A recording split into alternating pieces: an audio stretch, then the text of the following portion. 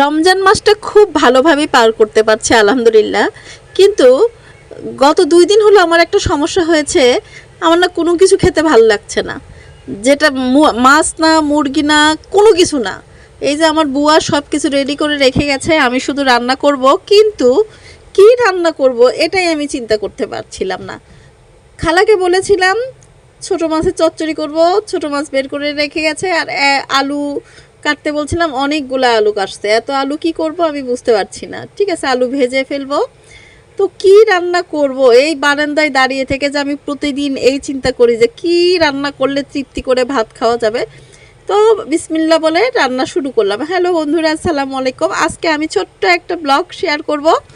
আপনারা ব্লগ দেখতে দেখতে ক্লান্ত হয়ে গেছেন, আর আমি বাধ্য হয়ে করছি। যাই হোক, ভাবলাম একটু ডাল রান্না করি, যদিও আমার ডাল খাওয়া একেবারে নিষেধ। তারপরও আমি ডাল রান্না করার জন্য ডাল ধুয়ে নিলাম। আর এইদিকে ওই যে ছোটো মাছ দেখলেন, ওখানে একটু আলু, টমেটো, কাঁচামরিচ আর ধনেপাতা পরে দিয়েছি।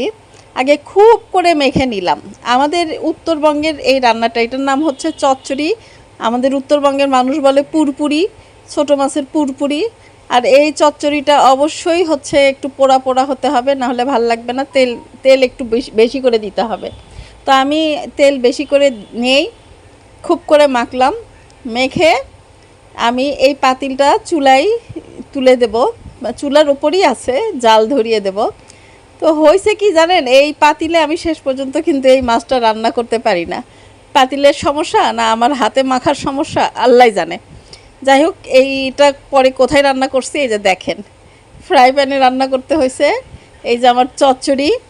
আর ওই যে অনেকগুলো আলু দেখলেন না, অনেকগুলো আলু কেটে দিয়ে গেছে বুয়া। এটা আলু, কাঁচামরিচ, পেঁয়াজ দিয়ে মুসমুসা করে ভাজি করেছি। ডালটা উঠিয়ে দিয়েছি। এখন আমার মনে হচ্ছে এটা হচ্ছে কি মাছ যেন ছিল, ছোট মাছটার নামটা যেন কি, আমি নাম জানি না। তো ভাবলাম কয়েকটা ইলিশ মাছ হাতে মেখে উঠিয়ে দিই। সবগুলো মশলা থেতা করে নিয়েছি, নিয়ে হাতে মেখে তুলে দিলাম। এই যে এটা এখন রান্না শেষের দিকে। এখন আমি কাঁচা সর্ষের তেল আর কাঁচামরিচ দিয়ে ঢেকে দেব। তো এই রান্না করতে করতে আমার আসরের নামাজ ওয়াক্ত শেষ হয়ে আসতে আমি সব টেবিলের ওপর দিয়ে এখন আপনাদেরকে এটা বলি যে এটা হচ্ছে লুডুস আর চাউমিনের রেসিপি কিন্তু সম্পূর্ণ আলাদা। আমি আপনাদের অনেকবার চাউমিনের রেসিপি দিয়েছি।